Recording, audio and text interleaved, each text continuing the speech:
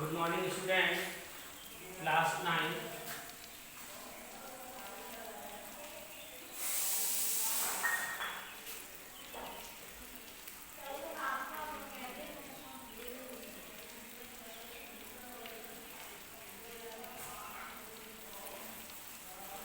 जैसा कि पिछली क्लास में हमने आपको पढ़ाया था रक्त और रक्त के बारे में बताया था। आज उसी रक्त के आगे से हम थोड़ा सा आपको बताएंगे कि रक्त कितने प्रकार के होते हैं तथा कौन सा मनुष्य किस व्यक्ति को रक्त दे सकता है। यदि विथआउट ग्रुप वाला यानी कि दूसरे ग्रुप का व्यक्ति यदि दूसरे ग्रुप को रक्त देता है तो उससे क्या हानि और क्या प्रभाव पड़ता है, तो ये सब आज हम बताएंगे। जैसा कि हमने आपको बताया था कि रक्त में एंटीजन्स तथा एंटीबॉडीज पाए जाते हैं तथा रक्त का पीएच मान 7.4 होता है।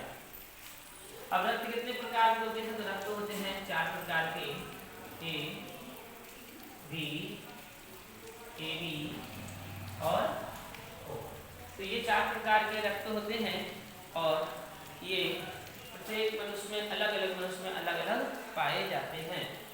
ये रक्त जैसा कि हमने आपको बताया था कि कौन सा रक्त किसे दे सकता है तथा रक्त में क्या क्या पाया जाता है और प्लाज्मा क्या होता है, लसिका क्या होता है। तो देखिए, सबसे पहले तो हम आपको रक्त के बारे में ही बता रहे हैं। तो रक्त 4 प्रकार के होते हैं, AB और O। तो जो A है इसमें भी एंटीजन्स होते हैं, AB है उसमें भी एंटीजन्स होते हैं, जो B है उसमें भी एंटीजन्स होते हैं तथा जो O है उसमें एंटीजन्स नहीं पाए जाते। किसको सर्वग्राही तथा किसको सर्वदाता कहा जाता है और क्यों कहा जाता है, ये भी हम आपको बताएंगे। तो AB यानी कि AB है इसे सर्वग्राही कहा जाता है तथा O को सर्वदाता कहा जाता है। लेकिन क्यों कहा जाता है, इसका कारण है, इसे भी हम आपको बताएंगे कि कैसे कहते हैं। तो सबसे पहले देखिए 4 प्रकार के, जैसा कि हमने बताया था कि हीमोग्लोबिन नामक वर्णक पदार्थ के कारण रक्त का रंग लाल हो जाता है और रक्त का पीएच मान 7.4 होता है तथा एक स्वस्थ मनुष्य के शरीर में 4 से 5 लीटर तक रक्त पाया जाता है। अब देखेंगे, जैसे ए वाला व्यक्ति है और जैसे कोई मनुष्य है और उसका रक्त ए ग्रुप है, तो रक्त ग्रुप जो है उसका ए है और दूसरे का बी है। यदि बी का किसी दुर्घटना हो जाती है तो क्या वह बी को रक्त देगा या नहीं देगा? अगर नहीं देगा तो क्यों नहीं देगा? अगर ए को देगा तो क्यों देगा?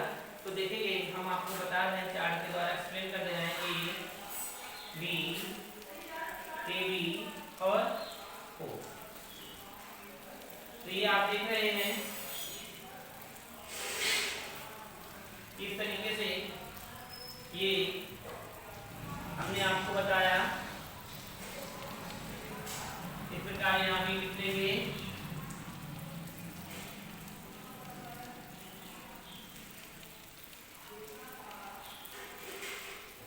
तो देखेंगे, ये देखिए A वर्ग ग्रुप, B, AB और O, ये 4 प्रकार के हमारे पास रक्त हैं और यहाँ पे भी 4 प्रकार के रक्त हैं।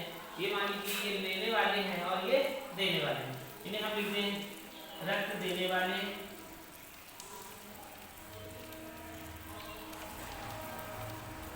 और ये है रक्त यानी कि उधर लेने वाले।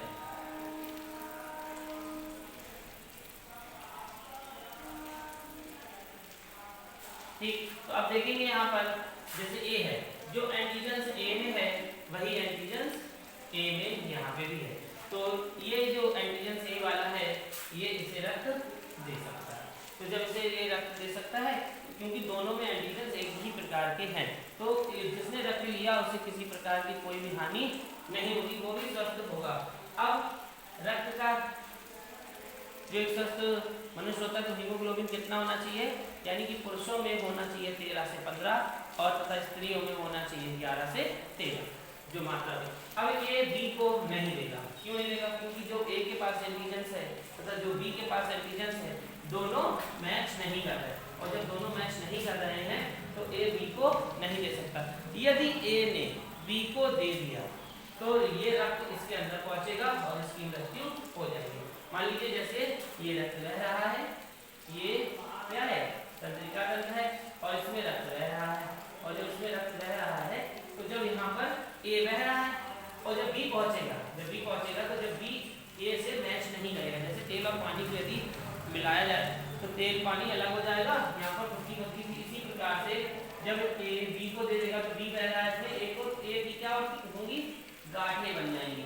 जब ये गांठें बन जाएंगी धमनियों में तो वह जो रक्त है वह आगे को प्रवाहित नहीं कर पाएगा। जब आगे को प्रवाहित नहीं कर पाएगा तो बी की मृत्यु हो जाएगी।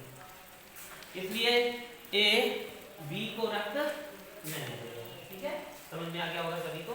इसी प्रकार से अब आ जाते हैं ए बी को देगा या नहीं देगा।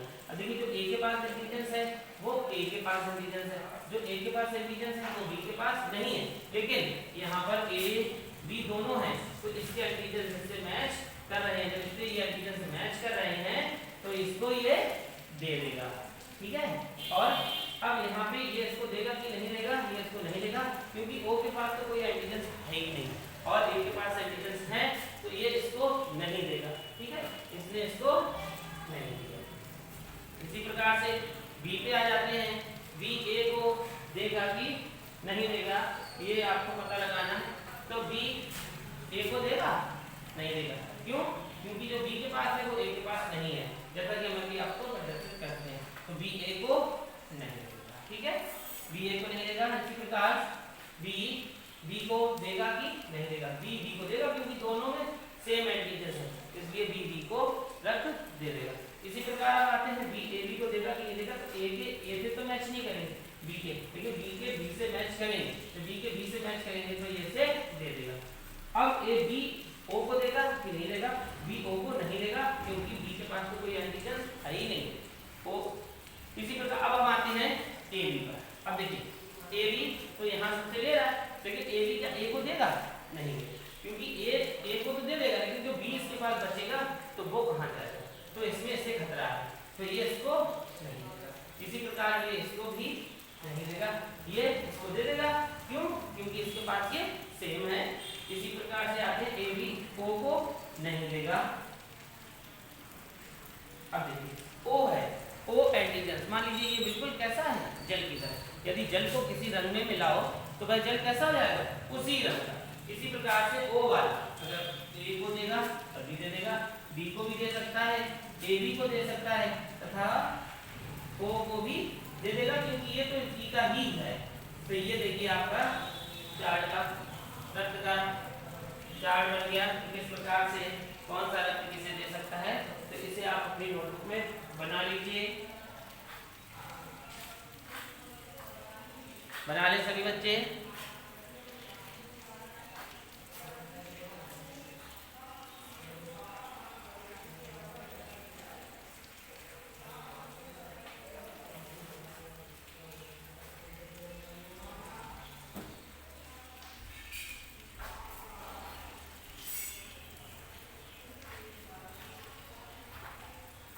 तो सभी का ये बन गया होगा, तो इसके आगे ये समझ में भी आ गया होगा कि कौन सा रुधिर पर किसको रुधिर दे सकता है। तो इसके आगे अब हम लोग पढ़ेंगे लसिका, जिसे कहते हैं लाइन को। तो हेडिंग डालेंगे लसिका।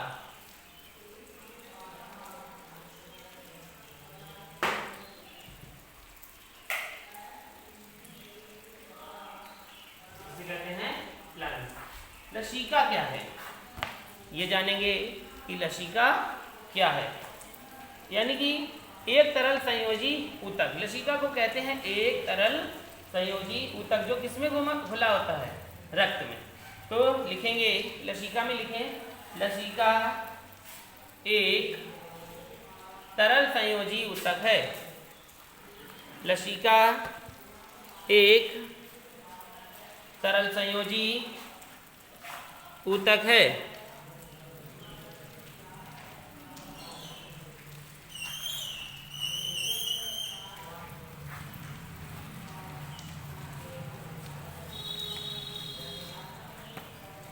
जो कि लसिका वाहिनियों में बहता है, जो कि लसिका वाहिनियों में बहता है।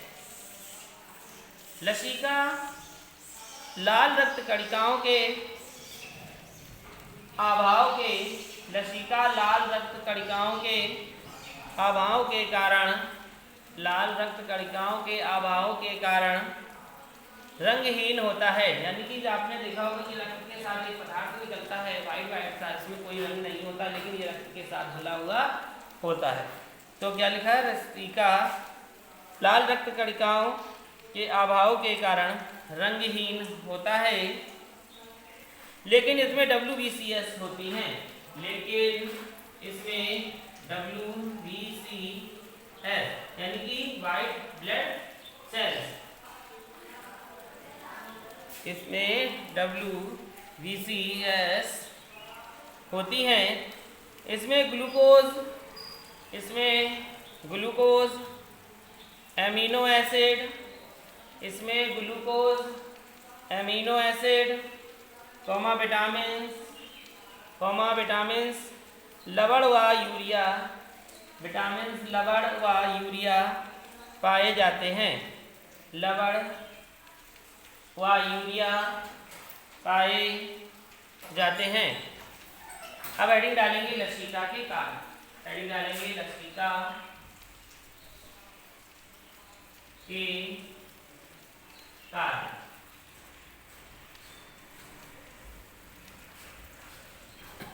लसिका के कार्य, तो लसिका के कार्य में लिखेंगे नंबर 1, कोशिकाओं को पोषक तत्वों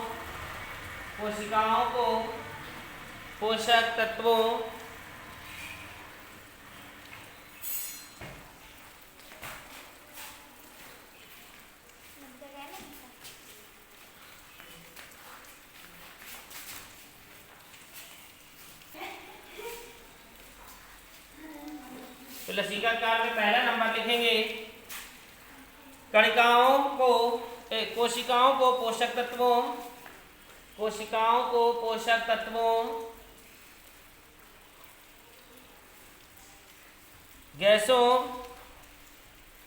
तत्वों गैसों हार्मोन्स तथा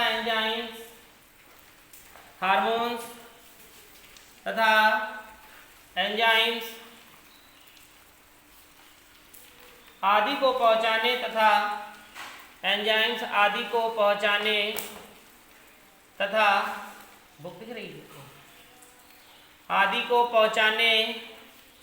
आदान प्रदान के लिए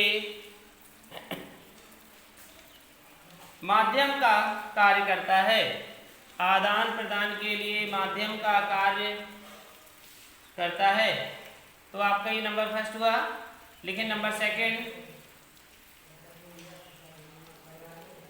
कोशिका ऊतकों से कार्बन डाइऑक्साइड, कोशिका ऊतकों से CO2, कोशिका ऊतकों से CO2 एवं अन्य हानिकारक उत्सर्जी पदार्थ, CO2 एवं अन्य हानिकारक उत्सर्जी पदार्थों को रक्त तक पहुंचाता है, उत्सर्जी पदार्थों को रक्त तक पहुंचाता है।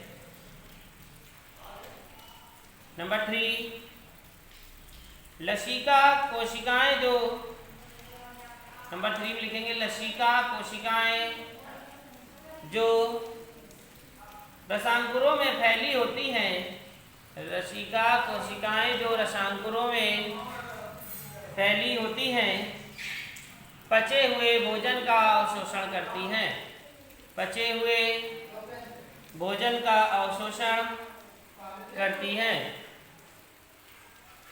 लसिका कोशिकाएं जो रसांकुरों में फैली होती हैं, पचे हुए भोजन का अवशोषण करती हैं। तो क्या समझ में आया कि लसिका कोशिकाएं जो हमारे किसमें फैली हैं, रसांकुर में, और जो भोजन पच चुका है उसका भी अवशोषण करेंगे, उससे भी यानी कि पाचन क्रिया करके उससे जो रस निकल रहा है उसको निकाल देती हैं, फिर जो बाकी कुछ बचता है उसे शरीर से बाहर कर देती है। नंबर 4 लिखेंगे, लसिका कोशिकाओं के चारों ओर, लसिका कोशिकाओं के चारों ओर जलीय वातावरण बनाकर, लसिका कोशिकाओं के चारों ओर जलीय वातावरण बनाकर कोशिका के बाहर, कोशिका के बाहर एवं भीतर, बाहर एवं भीतर परासरण संतुलन बनाए रखता है। बाहर एवं भीतर परासरण संतुलन बनाए रखता है। नेक्स्ट नंबर लिखिए। अगला नंबर लिखेंगे लसिका वाहिनियों में स्थित, लसिका वाहिनियों में स्थित लसिका ग्रंथियों में, लसिका वाहिनियों में स्थित लसिका ग्रंथियों में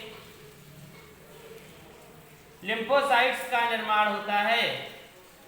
ग्रंथियों में लिम्फोसाइट्स का निर्माण होता है जो जीवाणुओं का भक्षण करते हैं, जो जीवाणुओं का भक्षण करते हैं। देखिए शरीर में कई प्रकार के जीवाणु पहुंच जाते हैं, बैक्टीरिया, तो ये कौन भक्षण करके उन्हें मार देता है? हमारे शरीर में प्रतिरक्षी तत्व होते हैं जो सैनिक के तरीके से कार्य करते हैं, कई प्रकार के होते हैं। और शरीर में जैसे कई प्रकार के जीवाणु विषाणु पहुंचते हैं तो इन्हें ये नष्ट करते हैं। उनसे जब तक लड़ते रहते हैं जब तक इनके अंदर क्षमता होती है। जब इनके अंदर क्षमता नहीं होती है तो तुम्हारा शरीर क्या होने लगता है? शीत होने लगता है। इसी प्रकार जब मेडिसिन लेते हैं, कुछ लेते हैं, तो जो हमारे शरीर में वायरस या कुछ पहुंच जाता है, फिर जब इनको पहुंचता है तो भाई क्या होता है? धीरे धीरे नष्ट होने लगते हैं। जो हमारे प्रतिरक्षी होते हैं वो हमारे प्रतिरक्षी तुरंत क्या हो जाते हैं? अच्छे हो जाते हैं, मजबूत हो जाते हैं। कहा जाता है कि फल खाओ। जब कोई बीमार होता है, व्यक्ति रोगी होता है, तो उसे हल्का भोजन दिया जाता है कि भाई आसानी से पच जाए। क्यों? क्योंकि उस समय जो हमारी पाचन क्रिया होती है वह सुस्त हो चुकी होती है और वह सही रूप से कार्य नहीं करती, इसलिए हल्का भोजन दिया जाता है कि वह आसानी से पच जाए। और पौष्टिकदार भोजन दिया जाता है कि जिससे जो हमारे प्रतिरक्षी कमजोर हो चुके हैं वह उनमें क्या है, फिर से दोबारा ताकत आ जाए। किससे लड़ने के लिए? वायरस या बैक्टीरिया जो भी शरीर में है। और दवा भी उनको मारती है। फिर ये प्रतिरक्षी पूर्ण रूप से जब स्वस्थ हो जाते हैं तो हमारा शरीर भी स्वस्थ हो जाता है। कभी कभी प्रतिरक्षी उतना अच्छा कार्य नहीं कर पाते तो हमारा शरीर क्या होता है? कोई किसी को आपने देखा होगा कि बच्चे बहुत जल्दी जल्दी बीमार होते हैं, या कोई ऐसा मनुष्य होता है जो जल्दी जल्दी से बीमार हो जाता है, हर महीने में 4 बार 10 बार बीमार हो जाता है। क्यों? क्योंकि उनके अंदर प्रतिरक्षी हैं, यानी कि वह क्या है? कमजोर हो चुके हैं। तो जो भी वायरस है, बैक्टीरिया उनके शरीर में पहुंचता है, जिनके कारण क्या होते हैं? वो उन पर हावी हो जाते हैं और वो जल्दी जल्दी बीमार होने लगते हैं। तो लास्ट पॉइंट लिखेंगे यह कोमल अंगों को रगड़ से बचाता है। यह कोमल अंगों को रगड़ से बचाता। अब देखिए ये जैसे यहाँ पर हड्डी भी है, अब ये बोन जा रही है यहाँ से, ठीक है, ये यहाँ से एक हड्डी गई है और यहीं से क्या गई? ये लसिका गई। अब इसमें क्या है? ये लिसलिसा सा पदार्थ है। जब लिसलिसा सा पदार्थ है तो किसी चीज में टकराएगा तो रगड़ लगेगी? नहीं लगेगी। लेकिन अगर ये सूखा हो, और सूखा जब आपस में हम इस तरीके से कोई चीज करें, जिन दोनों क्या है? हार्ड है, दोनों को ऐसे रगड़े तो दोनों में रगड़ लगेगी। लेकिन इसके ऊपर अगर हम ग्रीस लगा दें या कोई चीज लगा तो फिर रगड़े तो क्या रगड़ लगेगी? नहीं। आपने दरवाजे पे देखा होगा कि जहाँ पर खुलने का होता है, जहाँ पर चलता नहीं है, तो वहाँ पर हम क्या ग्रीसिंग कर देते हैं या ऑयल डाल देते हैं, तो वह क्या होता है? उस पर रगड़ नहीं लगती है, वो जल्दी जल्दी चलने लगता है। लेकिन जब वह सूख जाता है तो खिचड़ खिचड़ होता है, वहाँ एक मार्क भी बन जाते हैं, वहाँ लोहा घिसा था दिखाई। ऐसी शरीर के अंदर ऑर्गेन्स भी होते हैं, तो उनमें ये रगड़ से बचाता है। तो ये थे लसिका के कार्य। तो इतना लसिका समझ में आया। तो लसिका संबंधित किससे है? रक्त से। रक्त में क्या होता है? प्लाज्मा भी होता है ना, और लसिका भी होता है। तो ये क्या कार्य करता है? अभी हमने आपको सब बताया क्या कार्य करता है। ये कि कोमल अंगों को रगड़ से बचाता है। सबसे अच्छा मेन काम तो इसका यही है। कोशिकाओं को पोषक तत्वों, गैसों, एंजाइम आदि को पहुंचाने का कार्य करता है। आदान प्रदान का माध्यम का कार्य करता है। माध्यम बीच में बना हुआ है, इधर ले जा रहा और उधर ले आ रहा। तो आज का ये इतना ही था। कल आपको हम इसमें डिफरेंस बताएंगे, रुधिर और लसिका में अंतर। तो आज तक के लिए सिर्फ इतना है।